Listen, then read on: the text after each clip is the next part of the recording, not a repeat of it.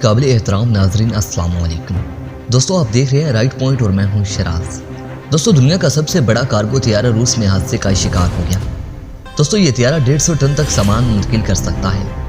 غیر ملکی میڈیا کے مطابق روس کا NA-124 کارگو طیارہ سامان لے کر آسٹریلین دارالحکومت ویانا جا رہا تھا۔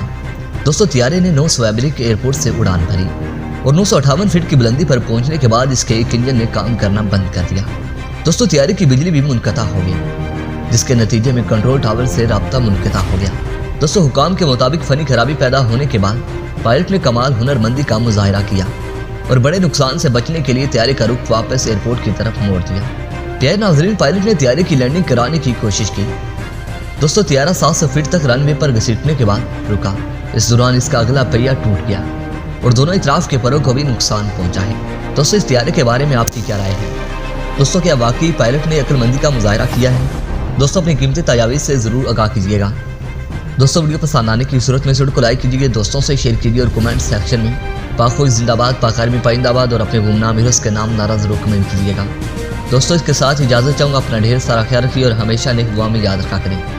اپنے میزبان شراز کو اجازت دیجیے، اللہ نگہبان۔